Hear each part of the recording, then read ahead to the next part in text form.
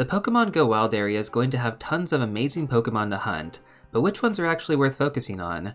Well, in this video, I'm going to be going over the best Pokémon to hunt along with many other helpful tips and tricks to get you ready for this 2-day event. Now, if you still aren't sure whether or not the ticket is worth it, I'd recommend checking out my ultimate breakdown video, which I just uploaded recently. And for those of you that are actually struggling to clear Pokémon storage, then I would recommend checking out my ultimate storage management guide as well. You can find both these videos in my GO wild area playlist, which is going to be linked down below. So now with that being said, let's go ahead and get started. So first of all, let's go over the best Mega Evolution that you want to have active during this event, since this is going to provide you with additional candy bonuses throughout the day.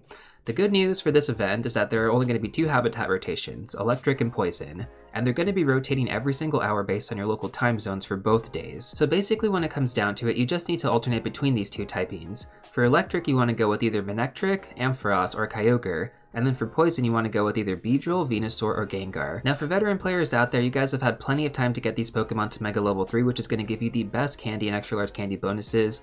But for newer players, you probably don't have many of these, but the good news here is that we actually do have Mega Beedrill and Mega Ampharos both available in raid battles right now. So you can focus on these Pokemon leading up to this event to get yourself fully prepared. Having a Mega Level 1 Pokemon is still going to be much better than not having a Mega active at all during this event. Now before we actually jump into the best Pokemon you guys want to focus on, let me quickly cover how PvP IVs work for those who are unfamiliar. So basically you just want to have low attack IVs and high defense and high stamina IVs. The reason for this is because this actually allows you to level up your Pokemon the most before they hit the CP limit for the Great League or the Ultra League. There are going to be some Pokemon that are exceptions because their max CP does not reach that limit, in which case you would just want to have the best IVs possible, which is typically the Hundo or like a high attack IV spread.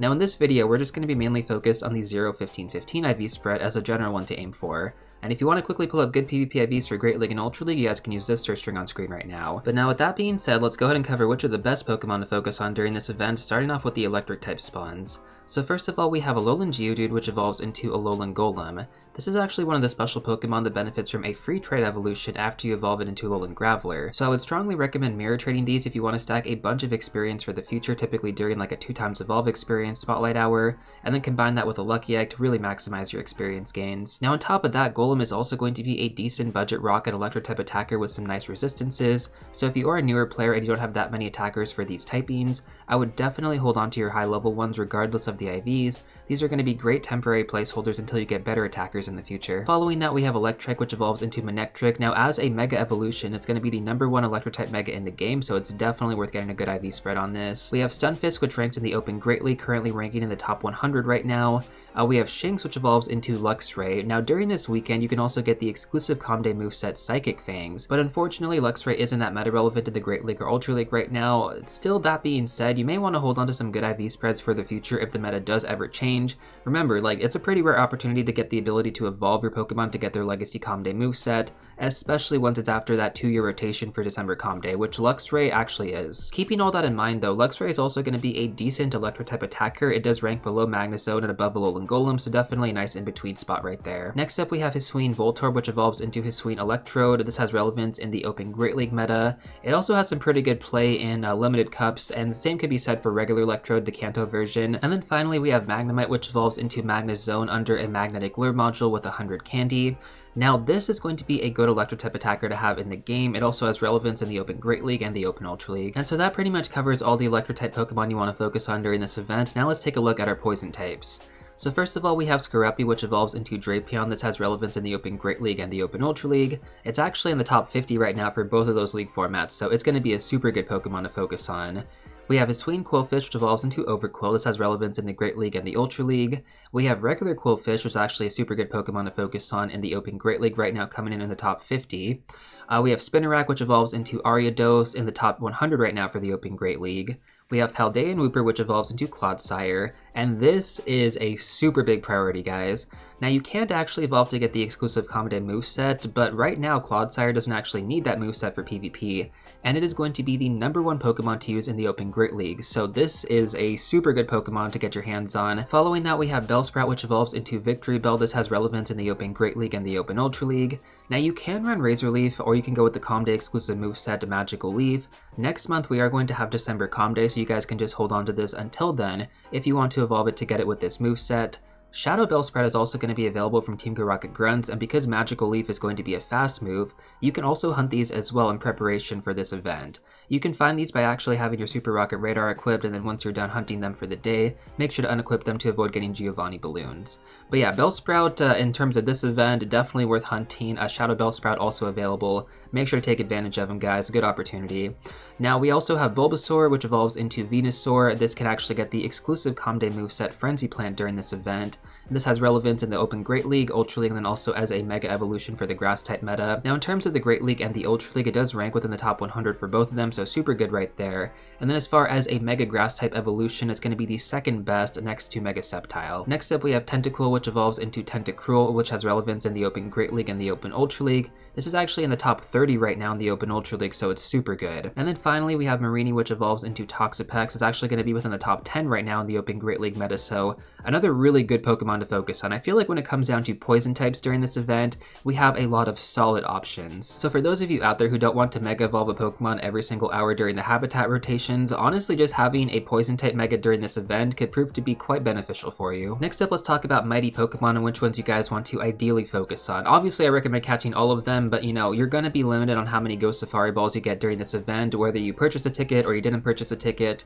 If you didn't purchase a ticket, you're only going to get 4 each day, but if you did purchase a ticket, you're going to get 32 each day. And you can also get these additionally from spinning Pokestops, although it is quite rare to actually get them. Now, these Pokemon can be caught in the wild between level 40 to 45 without the weather boost, and then if you actually do have the weather boost active, you can catch them between level 45 to 50, which is honestly insane considering that the highest level Pokemon you can normally catch in the wild with the weather boost is going to be level 35. Now, mighty Pokemon have an IV floor of 13, 13, 13, which means you have a 1 out of 27 chance of rolling the hundo.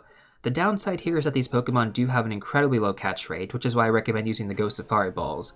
But again, you are limited on how many of those you get per day. So with that being said, since some of you guys are going to be going with the free option for this event, you definitely want to make sure that you use your Ghost Safari balls in the right place.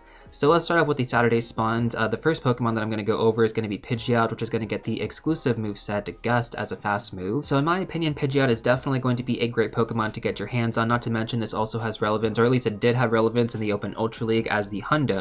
So if flying types ever get a boost again in PvP, which I'm sure at some point they will, this is definitely going to be an awesome Pokemon to have available to you. Now we also have Golem, which is going to be used as a budget rock type attacker. Honestly, it's not that good of a rock type in game, but that's usually because you have to power it up so much. Given that you can catch this between level 40 and level 50, that's going to change it dramatically. So for those of you who don't have that many good rock types in your lineup right now, this could definitely be a good Pokemon to catch. Now following that, let's go over Gyarados with the exclusive Comday moveset Aqua Tail. So with this moveset, it's going to be really relevant in the Master League Premier Cup if you end up getting the Hundo, and you can also use this as a Mega Evolution if you do have the energy for it as a water type attacker. Regardless of the energy actually being available during this event though, just having access to a super powered up Gyarados for the future is going to come in handy for sure. Now we also have Galvantula, which is going to be available. This can be used in the Ultra League if you do end up getting the Hundo. It's going to be one of those few Pokemon that fall under the exception rule. And then finally we have Tyrantrum, which can be used as a budget rock type attacker, which it also does rank higher than Golem. Now with that being said, even though Tyrantrum isn't going to be like a top rock type attacker, it's the same concept as Golem as I mentioned earlier. Like, you're going to catch this at such a high level, so it's definitely going to be worth using, at least as a temporary attacker. Now on Sunday we're going to have Venusaur with the exclusive Comday moveset Frenzy Plant. Now again, because it's going to be past level 40, you can't really use this for the Great League or for the Ultra League, but you can still use this as your Mega Evolution, especially if you don't have Mega Sceptile. Now after that we're going to have Electivire, which again is going to be a great electric type attacker to have. Honestly, just catching it in the wild like this is going to save you a lot of candy, so that's going to be pretty nice. We have Dragonite, which is going to be a fantastic dragon type attacker to have. It also has relevance in the Open Master League if you do end up getting the Hundo. Now I just want to take some time to mention how much of a big deal Dragonite was back in the early days of Pokemon GO, like 2016, 2017 era. Catching a Dragonite in the wild was a huge deal, and to be honest, being able to catch a Dragonite that's going to be above level 40, man, oh my god, 2016 vibes all over again. I'm excited for that. Next up we have Mamoswine, which is going to be a top ice type attacker and a good ground type attacker to have. It also has relevance in the Open Master League if you do end up getting the Hundo along with the Master League Premier Cup, so great Pokemon right there. It does actually have a Comday exclusive moveset, but that's like not relevant whatsoever, so you don't even need to worry about it. When it comes down to the best ice type moveset, you want to go with Powder Snow plus Avalanche, and then for the ground type moveset, you want to go with Mud Slap plus High Horsepower. And then finally, we're going to have Feraligatr with the exclusive Comday moveset Hydro Cannon, which is going to be a decent water type attacker to have for the raid/gym meta. Once again, this Pokemon has a lot of great relevance in the Open Great League and the Open Ultra League right now, but because you're going to catch it above level 40, you can't actually use it there. Next up, let's talk about the best raids to focus on during this event. So in 3-star raids, we're going to have Rockstar Snorlax, which is going to be a new costume Pokemon that can be shiny.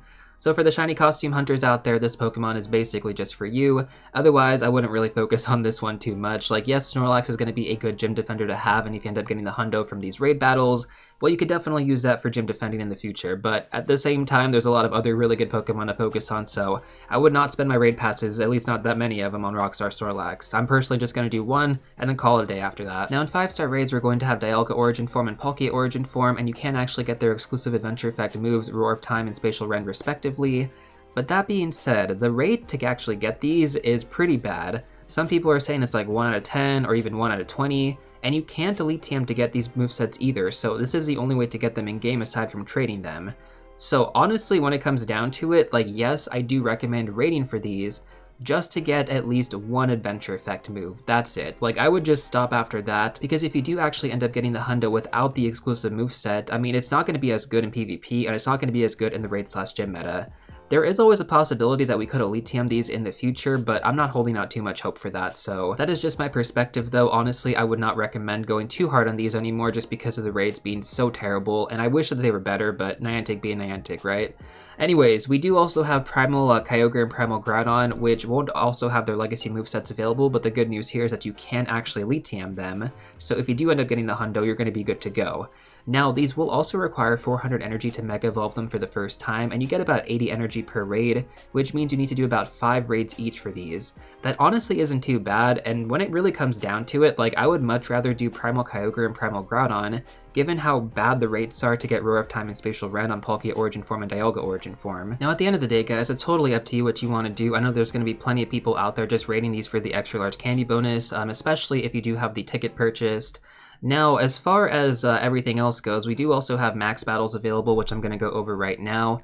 So we have a few Pokemon available here. We have Dynamax Drillbur, Dynamax Excadrill, Dynamax Toxtricity, and then finally Gigantamax Toxtricity. So first of all, let's start off with Dynamax Drillbur, and especially for those of you guys that did not raid enough of these during the past events that we've had, you can raid this again during this event. It is going to cost 50 candy to evolve into Dynamax Excadrill. Now you don't need to power them up or even give them the max move upgrades, but make sure to evolve them to Excadrill and double TM the moveset to have double ground type movesets, either Mudshot or Mudslap as a fast move, and then Scorching Sands or Drill Run as the charge move. If you literally just do this alone with like 3 Excadrill, you're gonna be fine. Now, for those of you guys out there who don't have any Drillbur candy whatsoever, Dynamax Excadrill is also going to be available in max battles. Now, these are going to cost you more MP to complete, but at the same time, if you don't have enough Drillbur candy, this is going to be a good alternative. Now, to be fair, this advice is going to be for a small subset of players, because let's be honest here, most people probably have Drillbur candy. But I guarantee there's going to be some people out there who just don't have enough. Now let's talk about Gigantamax Toxtricity and Dynamax Toxtricity. So basically, Gigantamax Toxtricity should be your main objective. Based on the Japan event that we just recently had, it can be done with 4 players with like fully powered up teams of Excadrill. So for the average group of players, I would recommend about 8 to 12 with level 20 Excadrill, which means no power-ups, also double ground type movesets like I mentioned earlier. And the best way to actually get together with other players is going to be to check Niantic Campfire to see if there's going to be any groups meeting up in your local area. Now, if you don't actually have enough players to take down Gigantamax Toxtricity, doing regular Dynamax Toxtricity is going to be your next best option if you just want to secure that Pokedex entry, especially since you can avoid spending 400 candy to evolve Toxel into Toxtricity, not to mention hatching just Toxel by itself is really difficult right now. So yeah, when it comes down to it, this is going to be your best option if you don't have enough players around you. Now, to be honest, I'm actually really glad that Niantic did include these kinds of options for players, because I feel like it does give more players an opportunity to get these types of Pokemon. And then for those of you that actually put in the effort to coordinate with others, you can get the Gmax form as well, which is pretty good. For any of the Pokemon that I just mentioned that you are interested in, I want to remind you that we do currently have the seasonal bonus of guaranteed extra large candy from trading Pokemon if you're level 31 or higher. You can do up to 100 trades every single day. We have about 2 weeks left with this bonus. So before the event, during the event, and then also after the event, make sure to take advantage of this bonus. It's probably going to be a few months before we get this again. Now following that, let's talk about party play. So during events like this, it is strongly encouraged to play with others, and if you actually party up and are best friends in game, it's going to make beating the raid bosses so much easier thanks to the additional damage boost. On top of that, you're also going to get more Premier Balls for completing the raid quickly and with friends, so that's a huge incentive right there as well. Now there was also a new feature added recently where you can actually share premium items in game with your group. So let's say for example you and your friend are playing in a party and you have a lucky egg and you want to drop it. Well, you can actually split that lucky egg with your friend and you're both going to get 15 minutes of double experience. Now you can also just use a lucky egg for yourself if you just want to have the full 30 minutes, but this is a really nice feature for players who have an excess amount of these items. Now finally, one of the most important things about party play during this event, aside from the raid bonuses, is going to be that you actually get special encounters for completing party play tasks. Now in terms of which Pokemon are going to be available, I'm not entirely sure. I would hope it's going to be Popstar Pikachu and Rockstar Pikachu, because earlier this year for Go Fest, it was actually the costume Pikachu. It was like Moon Crown and Sun Crown. And I was actually able to get multiple shinies from completing these party play tasks along with the hundo for the Sun Crowns. So I cannot recommend this enough. Make sure to party up with other players in your local area. Like, this is going to get you more shinies and potentially even more hundos. The next tip I want to go over is to stay on top of your special research along with your field research. So oftentimes during these events, we're going to have specific tasks that you need to complete throughout the day. For example, if page 2 of the special research requires you to beat 3 raids, you obviously want to move forward from page 1 as soon as possible. I've actually made this mistake many times in the past because these events can honestly just feel so overwhelming, and I get too hyper-focused on catching Pokemon, but I would strongly recommend checking your field research as well as your special research about every 10 minutes. You guys can set a timer on your phone if that helps you as well. Now, on that note as well, you can also run away from the Pokemon that you do encounter from these field research tasks, and you can stack these up to 100 Pokemon. Since we don't actually have any Catch Stardust or XP multipliers for this event, outside of maybe just using like a Lucky Egg or a Star Piece, in my opinion, it would be better to save these for a future Calm Day. Now, I do also want to mention that last year, the tasks rotated every habitat hour at the same Pokestops, which means you can actually make some amazing progress and increase your chances of getting more shinies and hundos by focusing on these field research throughout the day because they do reset every single hour. Keep in mind, the floor IVs from field research is going to be 10-10-10, so you have a 1 out of 216 chance of actually getting the hundo this way. Next up, I want to talk about the Daily Adventure Incense plus Roar of Time, and then we'll also talk about Spacial Rend right after this. Now, since there's not going to be any special incense spawns during this event, this is actually going to be a great time to hunt the Galarian birds instead with your Daily Adventure Incense. You can use Roar of Time to extend the duration, and if you have a Star Piece and Lucky Egg as well, it's also going to pause the timer on these too, so it's a great way to take advantage of both. Now, the reason why I recommend focusing on this is because of the new Go Safari Balls, which give you a significantly higher catch rate compared to Ultra Balls. Now, for those of you with auto catchers out there, you might want to set these to spin only, because if you have them catching for you throughout the event, and you do have the Daily Adventure Incense running, it is going to pick up those spawns first. I've actually lost over a handful of shinies this way in the past, and I'm pretty sure there's going to be plenty of people out there who have lost Galarian birds this way. Now, in terms of actually encountering a Galarian bird much more often, I do have a video that goes over the best way to actually encounter them in the wild, and then also goes over the catch rates as well. If you factor in the Go Safari Balls with everything I mentioned in that video, you should be good to go. Now, keeping that in mind, Galarian birds are not necessarily going to spawn more often during this event, at least not to my knowledge, but at the same time, this is going to be probably the best way to actually catch one in-game, just given the increased catch rate on these Go Safari Balls. So I have been dumping rare candy into my Dialga for a very long time because I've been doing those Daily Adventure Incense walks for about 30 to 45 minutes, maybe like once or twice a week, and I have a bunch of candy saved up, so I'm going to run this, and hopefully I can actually catch my first Galarian bird. Now, I totally forgot to mention this as well, but in terms of the cost, it's going to be 5,000 Stardust and 5 Dialga candy for every 6 minutes you do have Roar of Time active. So to have it active for 1 hour, it's going to be 50,000 Stardust and 50 candy. Now, you can also use Spacial Rend during this event as well, but you can't actually have Spacial Rend and Roar of Time active at the same time, so you have to pick one or the other. Now, in terms of the cost for Spacial Rend, it's going to cost 5,000 Stardust and 5 candy just like Dialga would, but instead of actually lasting 6 minutes, it's going to last every 10 minutes, which honestly is a lot more effective if you think about it. That's only going to be about 30,000 Stardust and 30 candy every single hour, so that's a lot cheaper than Roar of Time. But then again, it really depends on your goals here. Now, the best way to actually use Spacial Rend is going to be to go from one cluster spawn to another without actually circling back. Spawns typically reset after about 30 minutes, so you want to avoid going back to the same area twice within that time frame. Now, keep in mind, if you guys don't actually have these adventure effects, you can get them from Dialga and Palkia Origin Form from raids right now, but the rate to get those is pretty low, so I think your best bet would be to try and find somebody who has extras in your local community. At the end of the day, guys, it's basically up to you what you want to do, which one you think is going to be worth using. You don't even have to use either of these if you don't want to, or if you don't have them, that's honestly fine as well. But I think, in my opinion, it's going to be really worth it to use your Daily Adventure Incense plus Roar of Time during this event. I don't think we're going to have another opportunity like this for a very long time. Next up, I want to talk about these special 10km eggs and whether or not they're actually going to be worth it. So the new baby Pokemon Toxel is going to be available to hunt from 10km eggs, as I mentioned before. Now, if you do have the event ticket, you're supposed to get increased odds of actually hatching it. That being said though, based on what players have been reporting, it seems like Niantic may have coded this wrong.